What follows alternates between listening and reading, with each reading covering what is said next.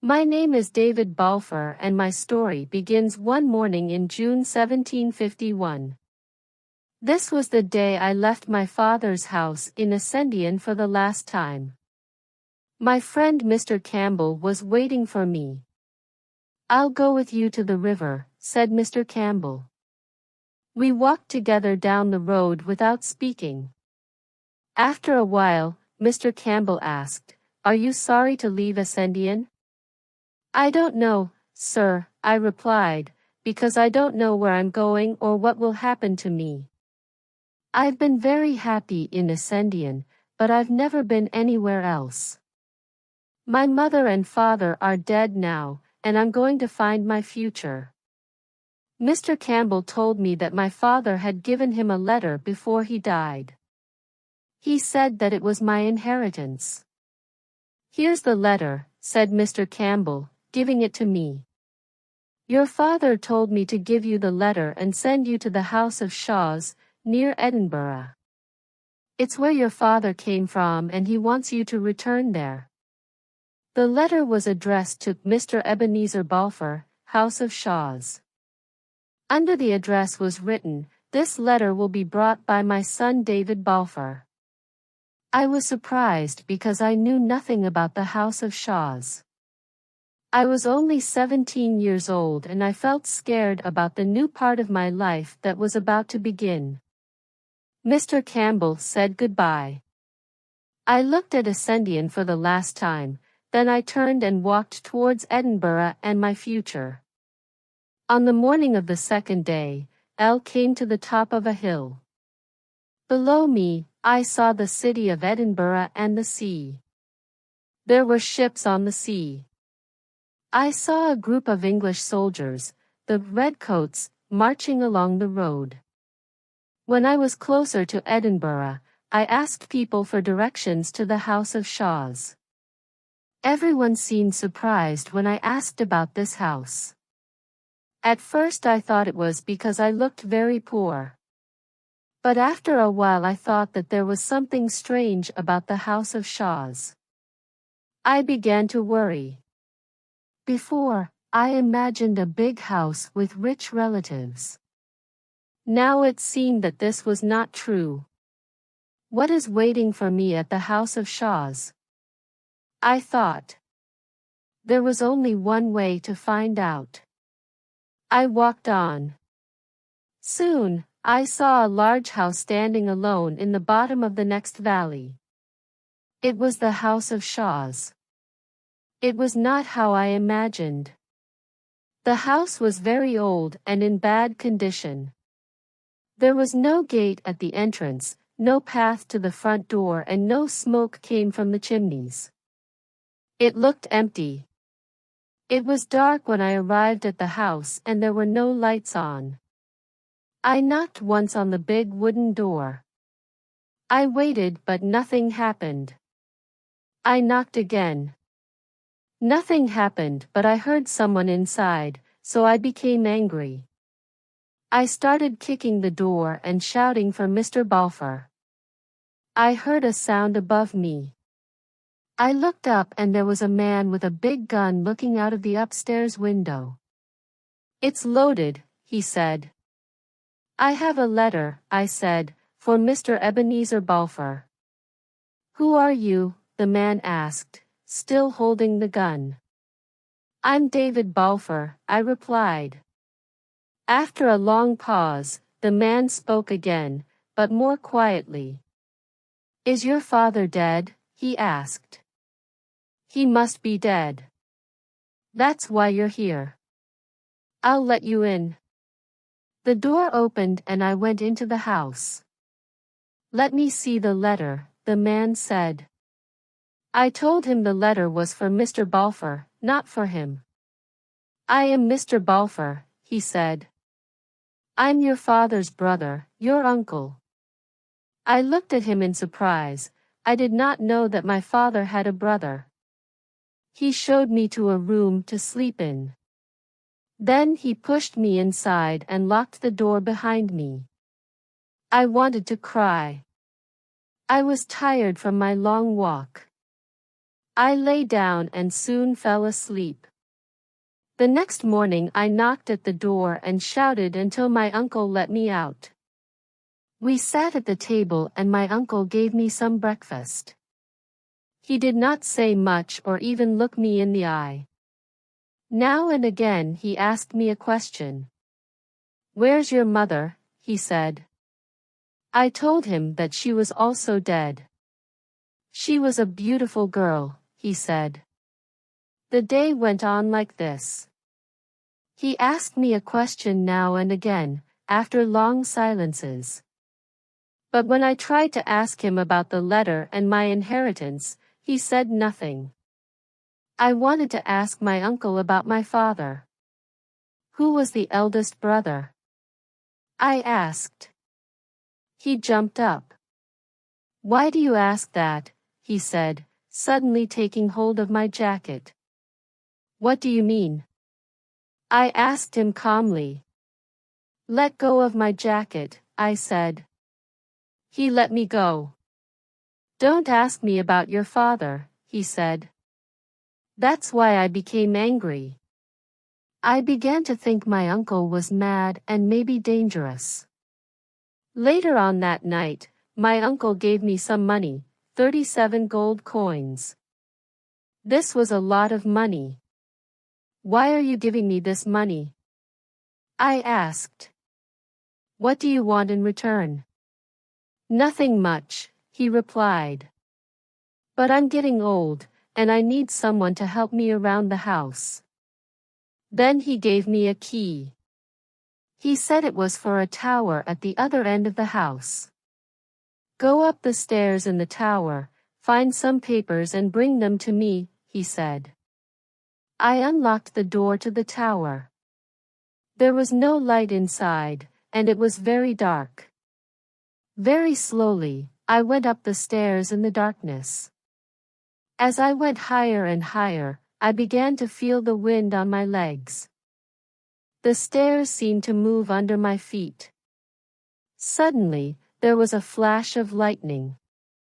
The sudden light saved my life.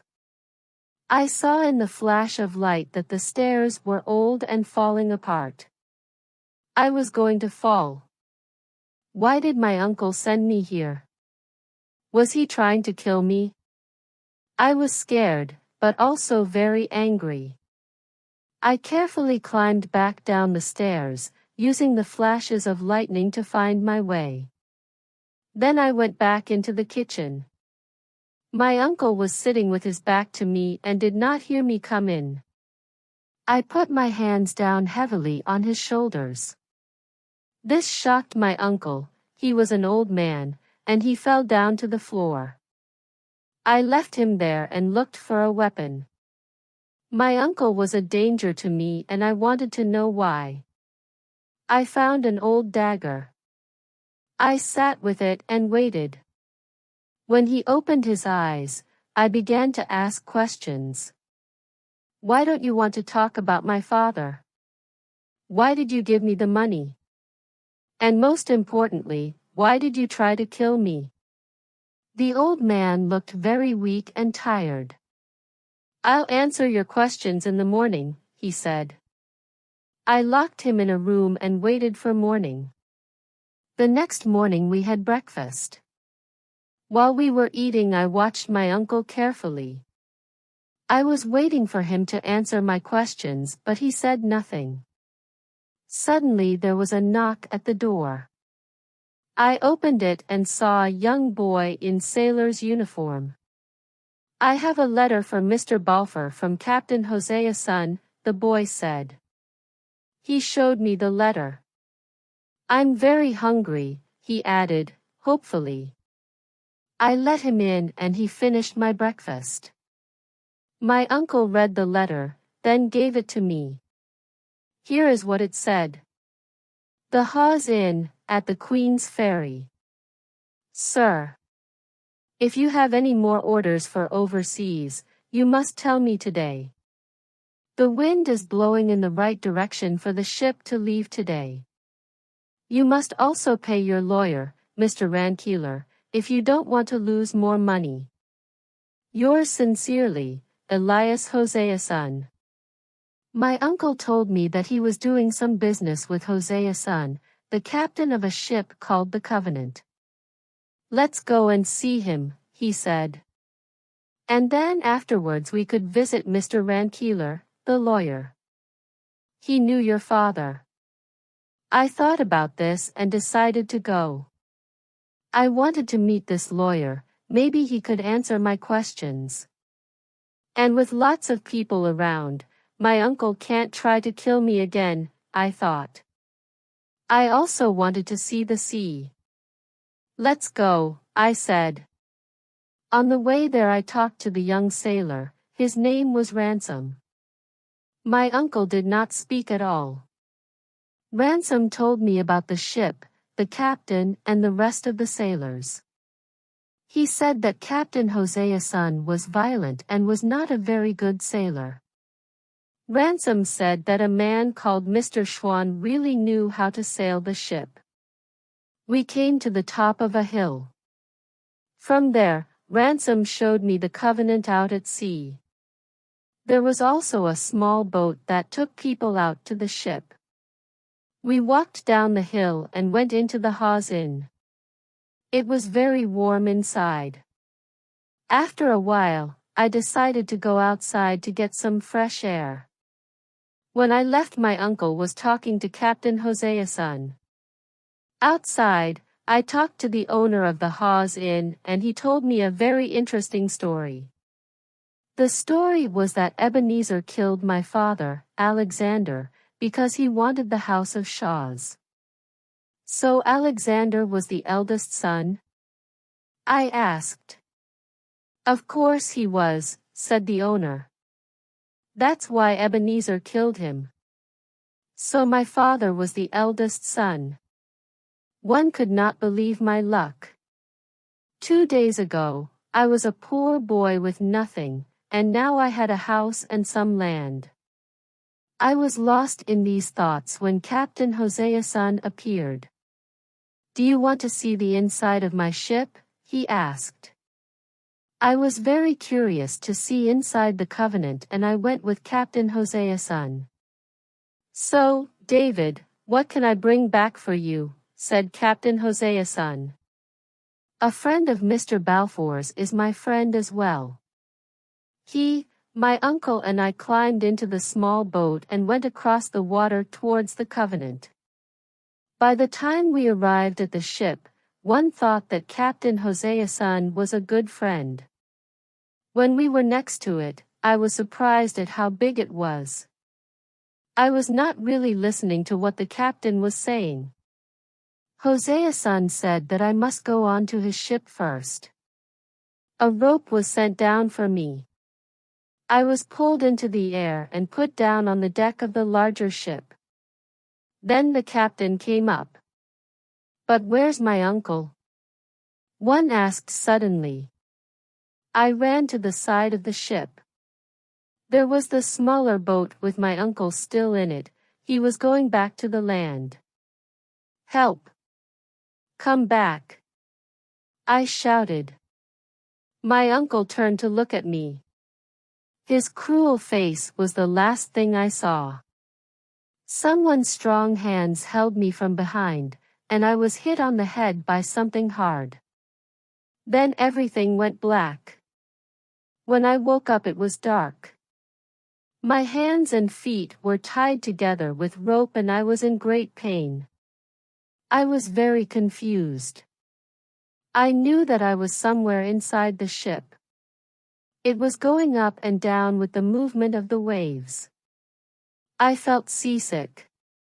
I fell asleep again, but not long afterwards a small man woke me and held a light up to my face. I was very ill. My head hurt, I did not want to eat and I had a fever. The small man came back with the captain. You must do something, I heard the man say. He'll die if you leave him in here. Then the man, Mr. Rioch, cut the ropes and carried me upstairs. He put me at the front of the ship with the rest of the crew. Then everything went black again. I stayed here for many days and slowly got better. Ransom told me that the ship was going to America. At this time, white men were still sold as slaves in America. I was certain that this was my uncle's plan for me. He paid Captain Hosea's son to sell me as a slave in America. Ransom then told me about the other men. Mr. Rioch was a good man except when he was sober. Mr. Schwann, the man that really knew how to sail the ship, was only dangerous when he was drunk. He often hit Ransom when he was drunk. One night, when Mr. Schwann was drunk, he killed Ransom. Captain Hosea's son told me I had to do Ransom's job. I now had to stay in a different part of the ship, with Mr. Schwann. In this part of the ship they kept all the food, drink and weapons. Later on, we all sat at a table. There was a bottle of brandy in front of Mr. Schwann. He put out his hand to take the bottle but Mr. Rioch stopped him. "You've already killed a boy because you were drunk," he cried. "Now stop," and he threw the bottle of brandy into the sea. Mr. Schwann jumped up. He looked like he was going to kill for the second time that night, but Captain Hosea's son stopped him. "Enough," he said. "Do you know what you've done?" he asked Schwann. "You've murdered Ransom." Mr. Schwann seemed to understand. He sat down, covering his face with his hands. "Well, he gave me food on a dirty plate," he said quietly. The captain led Schwann to his bed. "Go to sleep," he said. Mr. Schwann lay down on the bed and started to cry. Now I was Mr. Schwann's servant. But was happy to work because it stopped me from thinking too much about my situation. A week went by. The weather was not good for sailing and we were not getting very far. I thought we were halfway across the Atlantic, but this was not true.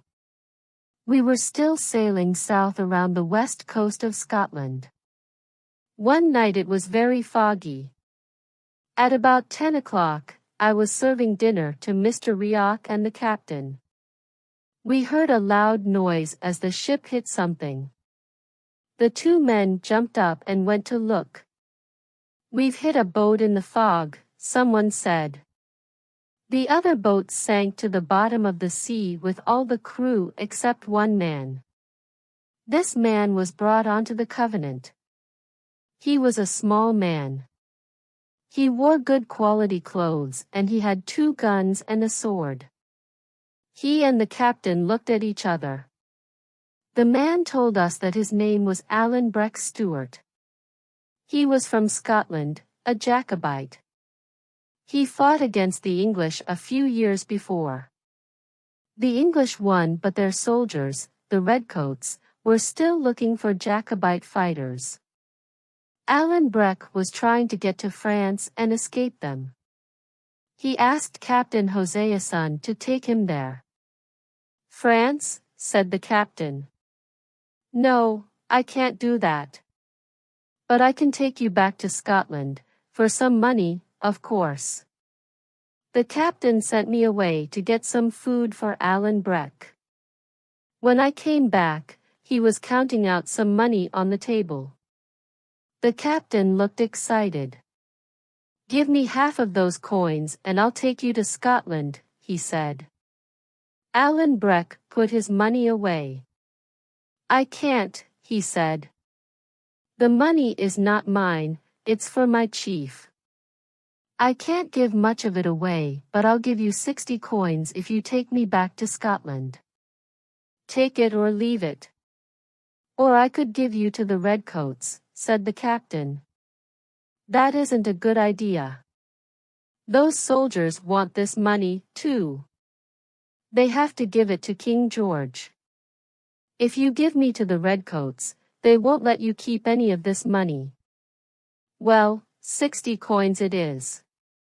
Let's shake hands. The captain left. I cut some meat for Alan Breck and put it in front of him. So, you're a Jacobite? I asked. Yes, he said.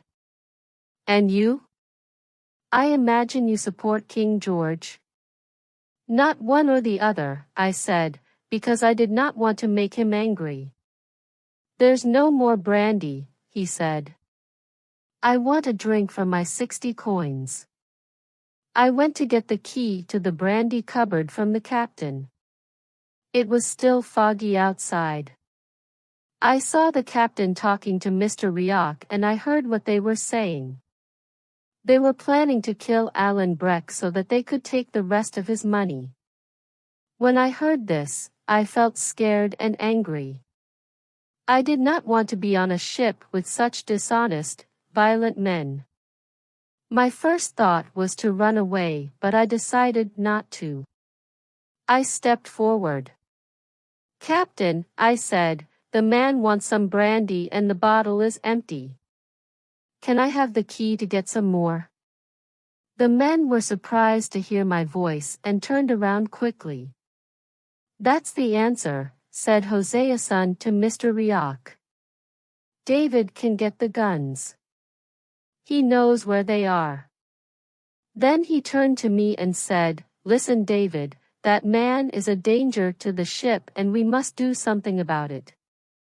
The problem is this, David, all our weapons are locked in the room he is in now. If I go in and take the guns, he'll know something is wrong. But if you go in and take a gun or two, he won't. Notice. If you do this you can have some of the money too. I'll remember this when we arrive in America. I agreed to help them, but really I did not know what to do. They were thieves and murderers and I did not trust them. But then what chance did one man, Alan Breck, and one boy, me, have against a whole crew? I walked back into the room where Alan was eating and I made a decision. Do you want to be killed? I asked him. He jumped up quickly. They've murdered a boy already and now they want to kill you, I said. Will you help me? He asked. I will, I said. Now we looked around to see how to defend ourselves. There were 2 doors into the room and 1 small window. We closed one of the doors and left the other one open. He took out his sword and gave me all the guns. Now listen to me, he said. How many men are there? 15, I said. Well, there's nothing we can do about that. I'll watch this door, where the main fight will be. You must use the guns and watch the other door. I told him I was not a very good shot. If they try to open the door you must shoot, he said. Now, what else do you have to watch? The window, sir, I said. But how can I watch both at the same time? When I'm looking at one of them, my back is towards the other. That's true, said Alan. But don't you have any ears? Of course. I said. I must listen for the sound of breaking glass. Exactly, said Alan. Meanwhile, the captain was still waiting for me to return with the guns. Finally he came to the door. Alan stopped him with his sword. What's this? Said Hosea-san. I save your life and you show me a sword? I know what you're planning, said Alan. Now get your men together, I want to start this fight as soon as possible. The captain looked at me. I'll remember this, David, he said. We waited and listened. We heard voices and the metal sound of swords. Then silence. I wanted the fight to begin. The waiting was making me nervous. Then suddenly it started. There was the sound of feet and people shouting. I heard Alan shout and someone cry out because he was hurt. I looked over and saw Alan killing Mr. Schwann with his sword. "Watch your window," he shouted. I looked and saw 5 men running towards the other door. They were trying to break it down. I shot at them with my gun and hit one of them. The others looked confused. I shot at them again over their heads and then a third time. The men ran away. Somebody pulled Mr. Schwann's body out of the room. Then Alan and I were left alone. "It's not over yet," he said. "They'll be back." I reloaded my 3 guns. Then we listened and waited again. We heard a sound, and a group of men ran at the door. At the same time, the glass of the window broke and a man came through it. I pushed the gun in his back, but I was too scared to shoot. He turned around and put his hands around my neck. My courage came back. I shot him. A second man was coming in through the window. I shot him in the leg and he fell on top of the other man. I stood looking at them, but then I heard Alan shout for help. I turned and saw him fighting with a man. Many more men were coming in through the door with their swords in the air. "We're dead," I thought.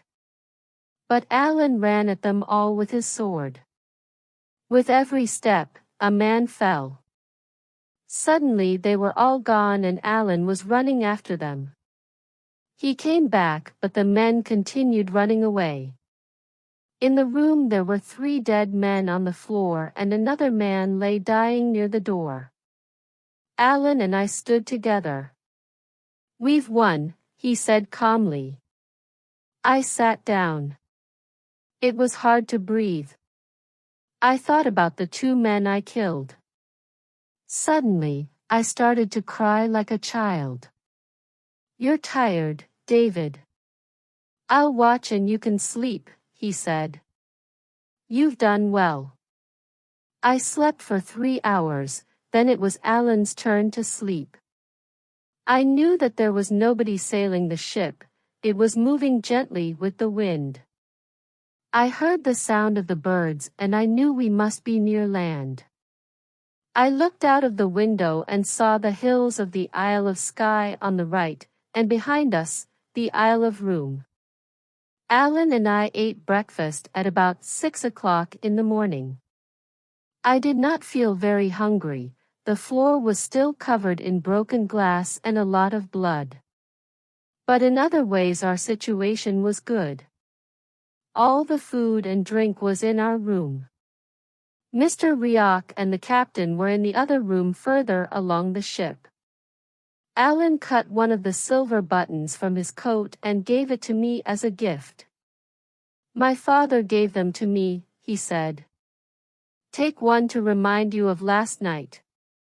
Anywhere you go and show that button, my friends will help you." Not long after, Mr. Rioch and the captain came to talk to us. They looked very tired. "You've destroyed my ship," said the captain. "There aren't any men to sail it. We'll have to go back to Glasgow. But this coast is very dangerous for ships. You've killed the only man who knew how to sail it." "I've often sailed up and down this coast," said Alan. "I'll still give you 60 coins if you take me to Loch Linhy." The captain agreed to this. They also agreed to exchange some brandy for 2 buckets of water. The captain and Mr. Rioch were happy and we cleaned up our room. When we hit Alan's boat, we were sailing through the Little Minch. At dawn, after the fight, we were near the Isle of Canna. The quickest way to Loch Linhy was through the Sound of Mull. But the captain had no map of this part of the sea, and he was afraid of damaging his ship in this small channel of water. So we decided to sail down the west coast of Mull, around the south and up into the loch. This was a very pleasant time on the Covenant. The sun was shining, the wind was good and the mountains on the islands were very beautiful. Alan and I listened to each other's stories during this time. But when I spoke about my friend Mr. Campbell, Alan said that he hated everyone with the name of Campbell. But he is a good man, I said. Why do you hate all Campbells? I asked him. Alan told me that the Campbells had killed people from his family, the Stuarts. They then took their land from them, too. Alan then had to join the English army to make some money. I was very surprised at this because Alan's Scottish family history was so important to him. But then I deserted, he said. And now if the Redcoats find me, they'll kill me. So you're a Jacobite, and a deserter from the English army? Why are you back in Scotland? Surely it's too dangerous? I asked. I miss my friends and my country, he replied. But I also take money from the people in Scotland to their chief, Ardshiel. Ardshiel now lives in France, but he wants to return to Scotland. He wants to win back his land for his followers. Ardshiel's half-brother, James, gets the money from the people and I take it to Ardshiel in France. So the Highlanders pay twice to use their land? I asked. Once to King George of England and once to Ardshiel? That's right, said Alan. When the Highlanders lost to the English at Culloden, Ardshiel had to run away and hide.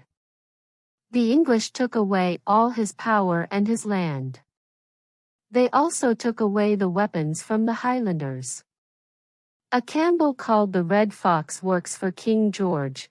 He gives the king the rent from Ardshiel's land. But the people still love their chief and continue to give him money. The English can't stop that. But when the Red Fox heard about the money they were paying to Ardshiel, he became angry. And then what happened? I asked. Well, David, he said, the Red Fox wants Ardshiel to die. So he made all the Stuarts leave their homes. Now, I'll find the Red Fox and kill him. Alan was very angry now, so I decided to talk about something different. How did you escape the Redcoats? They are all over Scotland. It's easier than you think, he said. If you know the countryside well like I do, you can hide from the soldiers. And there are always friends to help you. It was late at night but because it was summer it was still quite light. The captain came in, looking very worried. He wanted Alan to sail the ship. We went outside and looked at the sea. On one side of the ship we saw something that looked like a fountain. What's that? Asked the captain. Alan told him it was the sea hitting some rocks. Then we saw more fountains. There were rocks under the water everywhere. It was very dangerous to sail the ship without a map to show us where the rocks were. Alan thought that there were fewer rocks closer to the land. For a while we sailed close to the Isle of Mull and we were safe. But as we came around the coast of Mull, the wind stopped and the waves pushed the ship towards the coast. The next minute, the ship hit the rocks with a loud crunch. We all fell down on the deck. The waves grew bigger and the ship was thrown onto the rocks again and again. Some of the men were trying to put a small boat into the sea. It was very difficult because the sea was so rough. Waves kept breaking over us and the ship was sinking. Suddenly one of the men cried out. A huge wave hit the Covenant and we were all thrown into the sea. My head went under the water and I started to sink. I came up, but immediately I was pulled down again. I cannot remember how many times I sank and came up. The waves and the wind were very strong and it was difficult to breathe. After a while, I found a piece of wood. I held on to it until I was in calm water. I looked around me and saw some land, not too far away. By now I was very cold. I knew I must swim to the land or die. It was very hard, but after an hour one was finally on land. I lay on the beach in the moonlight. I was tired but alive. There was nothing on the land, no houses, no lights, just land. I was tired but happy to be alive. I did not know if any of the others survived. When morning came, I climbed to the top of a hill and looked out at the sea. There was nothing on the sea, no ship, not even the smaller boat. I looked around me and I saw that I was on a small island. Nobody lived there. It was separated from the mainland by the sea and there was no way of getting there. Completely alone, I thought. I had nothing except a little money and Alan's silver button. I did not know much about the sea and how to survive. But I was hungry, cold, thirsty, and tired. I needed to find food. I ate shellfish from the rocks. It sometimes made me ill, but it was food. I was starting to lose hope when one day I saw a small boat with two fishermen. I shouted and waved to them, but they sailed on, saying something in Gaelic and laughing. I lay down on the ground and cried. I'm going to die on this island, I thought. But the next day, the sun was shining, the shellfish did not make me ill and I began to hope again. I climbed onto a rock and looked out to sea. There was the same small boat coming towards the island. I ran down to the beach. Help! Please stop! I shouted.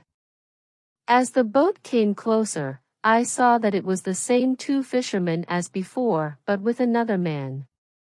The boat stopped and the man started shouting to me and waving. One only understood one or two words. I heard the word tide. Suddenly, I understood. Do you mean that when the tide is low? I did not finish my sentence. Yes, yes, shouted the man. Tide.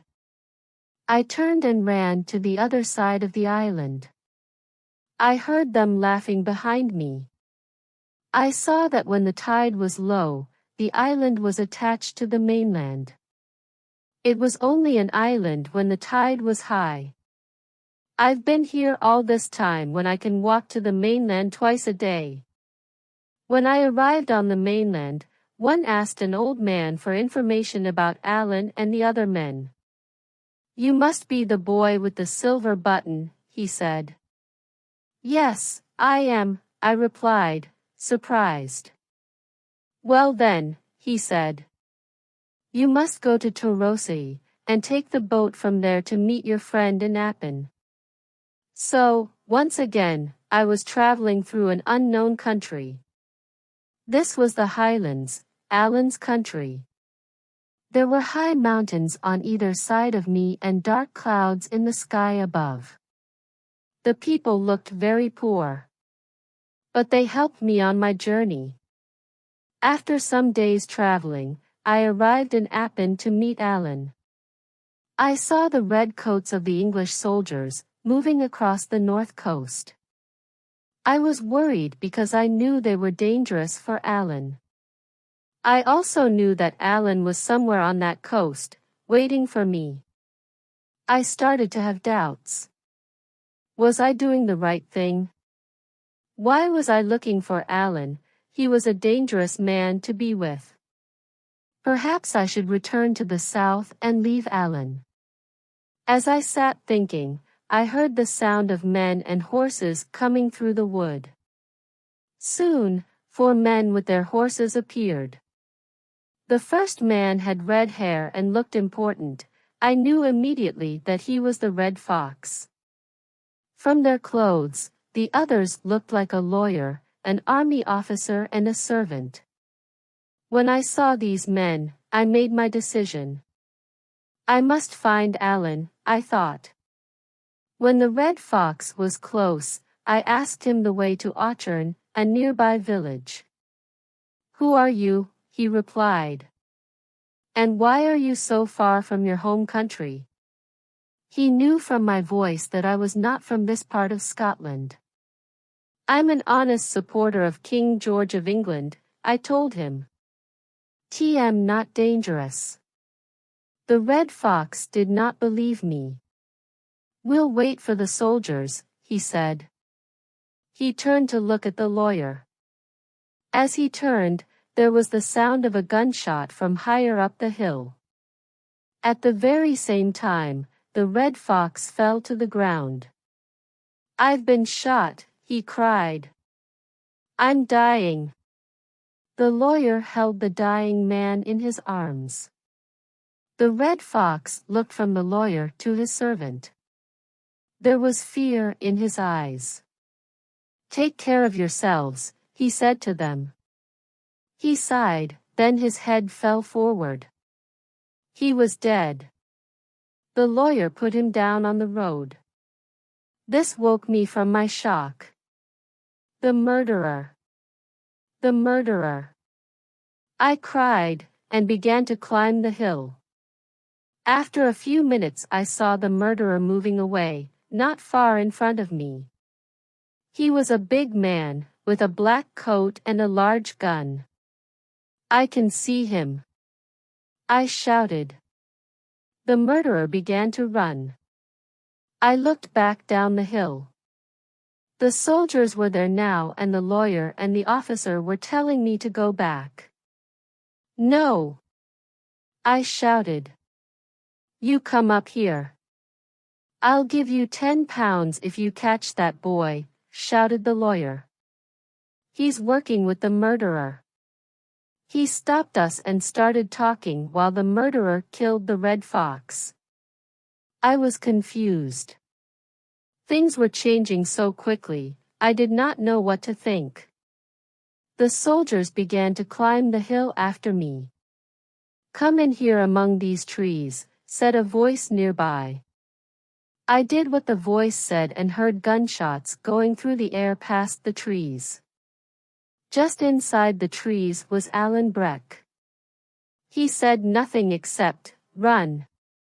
He started running across the mountain, and I followed him. After a while, we stopped running. "This is serious," Alan said. "Do as I do, for your life." At the same speed, we ran back across the mountain, but a little higher. Finally we stopped behind some trees. We were breathing quickly. Alan moved first. He went to the edge of the wood and looked around carefully. Then he came back. "Are you all right, David?" he asked. I said nothing and did not even look at him. A man was murdered in front of me, the man that Alan hated. And here was Alan, hiding in the trees, running from the soldiers. Was Alan the murderer? Or did he order someone else to kill the Red Fox? My only friend in this strange country was guilty of killing another man. I did not want to look at him. I wanted to be on my own, not hiding here with a murderer. "Are you still tired?" asked Alan. "No," I said, "but you and I must go different ways, Alan. I liked you very much, but I don't like the things that you do. They are not my ways, and they are not God's ways. I must leave you." Alan thought for a moment. "Do you think that I killed the Red Fox, David?" he asked me. "Well, I know how much you hated him." If I want to kill a man, I will not do it in my own country, said Alan. We don't have much time. We have to run away from here. If we're caught, I'll be in trouble because I'm a deserter. And you'll be in trouble because you were involved in the murder of the Red Fox, he said. But I'm innocent. I said. I'm not afraid of the law in my own country. This is not your country, said Alan. Listen, David. The dead man is a Campbell. If they catch you, the Campbells will want somebody to die for this murder. And that somebody could be you. This is the Campbell law here. This scared me. You people from the lowlands don't understand. We're in the highlands, David. When I say run, trust me and run. It's difficult to run and hide here, but it's even more difficult to be in a redcoat prison. I'll take my chances with you, Alan, I said. It'll be hard, warned Alan, but your only other choice is death. We shook hands. Now, let's see where the redcoats are now, he said. We started walking. Night came. It was a cloudy night, so it was very dark. Sometimes we walked, sometimes we ran. We traveled on and on until I was tired and weak. At dawn we stopped. Alan found a safe place high up between two rocks. I slept. I was woken by Alan's hand over my mouth. "Sh," he said. You were making too much noise in your sleep. Well, what's wrong? I asked. He went to the edge of the rock and called me over. Look, he said quietly. It was now the middle of the day and very hot. From the rock, we looked down into a valley. A river ran through it. About half a mile up the river were a group of redcoats. I looked around. There were more redcoats everywhere I looked. I was afraid of this, David, said Alan. They began to arrive about 2 hours ago, but you were asleep. If they stay down in the valley we'll be all right, but if they come up here they'll see us. We'll stay here until it gets dark and then we'll try to get past them. All that day, we lay in the hot sun. But we had no water, so, finally, Alan decided we had to move. We jumped down from the rock and waited in the shade. The sun also made the soldiers tired, many were sleeping. We started to leave the rocks. We moved slowly, but by the evening we were some distance away from the redcoats. Later on we found some fresh water and washed and drank from it. We felt safe and decided to stop and eat. And so we traveled like this for several days, always looking out for redcoats, always moving south. I wanted to get to Edinburgh, and Alan needed to get to France. We became very tired and hungry. We did not speak much because we were so tired. I was getting ill, but I knew we had to keep going. But soon I felt very ill and I could not continue. I had to ask Alan for help. My legs simply could not carry me any further. I had a fever and my stomach hurt. Alan promised to find a house for me to rest. Luckily, the family at the first house we found knew Alan well by name. They saw that I was ill and called a doctor. I was young and strong and I slowly began to get better. I stayed in bed for only a week. During this time, Alan did not leave me. It was very dangerous for Alan to stay there. The redcoats might see him, but still he came to see me every night and hid in the woods during the day. After a month we were ready to continue our journey south towards Edinburgh. I was now stronger and felt excited about my return to Edinburgh. The only problem was that we had very little money. We needed to move quickly. We arrived at the River Forth. We then had to decide how to get across it to Edinburgh. There were still a lot of soldiers there to get past. Luckily, Alan found a boat to take us across the water to Queensferry, near Edinburgh. Morning came and now I had to find Mr. Rankeeler, the lawyer. I needed to speak to him about my father and my inheritance. I also wanted to tell him about my uncle Ebenezer's plan to kidnap me on the Covenant and send me to America. Alan was going to wait until sunset to meet with me again.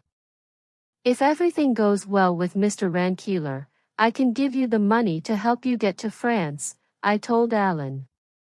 Soon I was in Queensferry, looking for Mr. Rankeeler's house. Only now, I began to have doubts. Will I find the house? Will Mr. Rankeeler believe me? Perhaps he won't want to help me. What will I do then? I walked up and down and finally stopped in front of a very nice house. The door opened and a man came out. Can you tell me which house is Mr. Rankeeler's? I asked.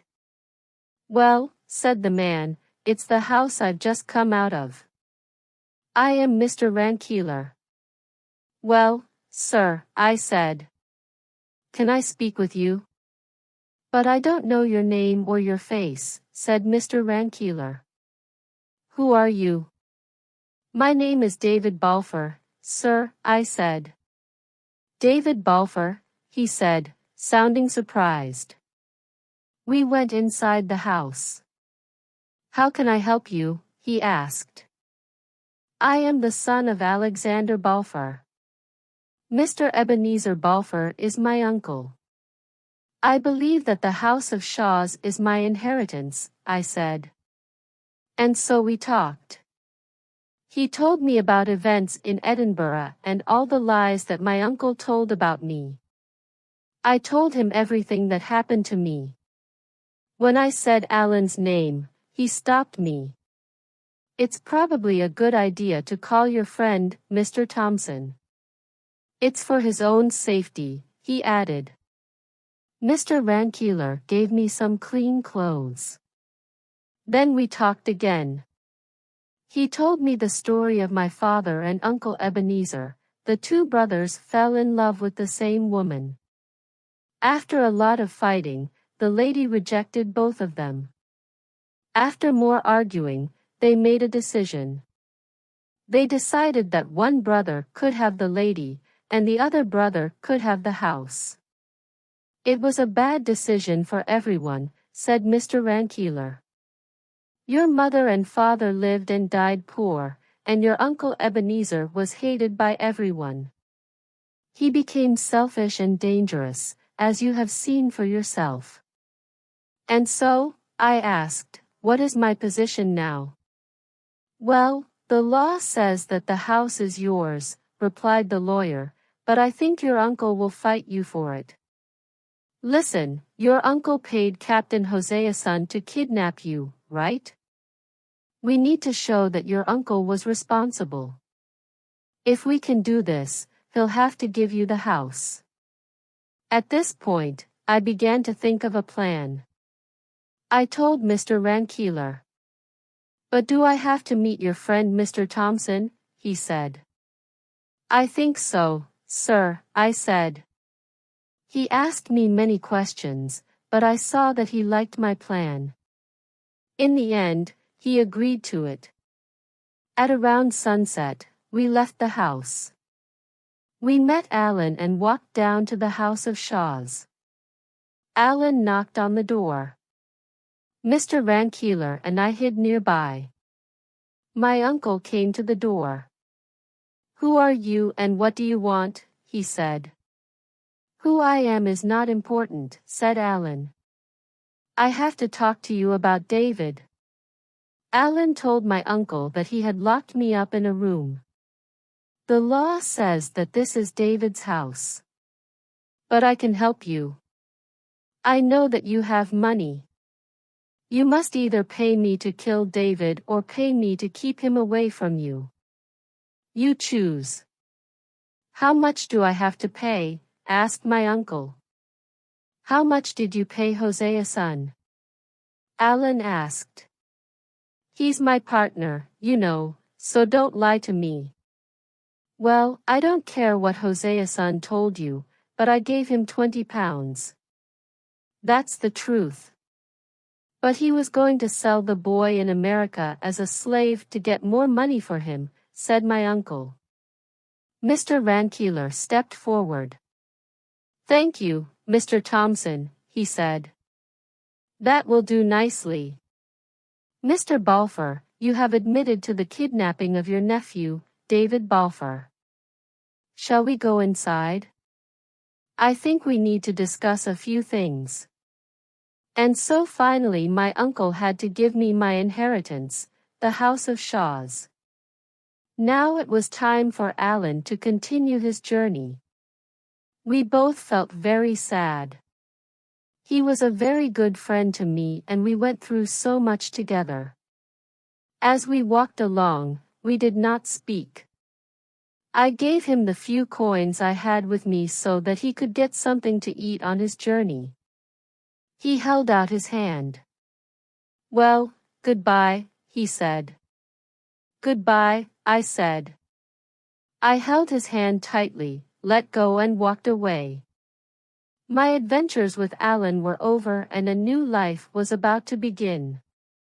The end.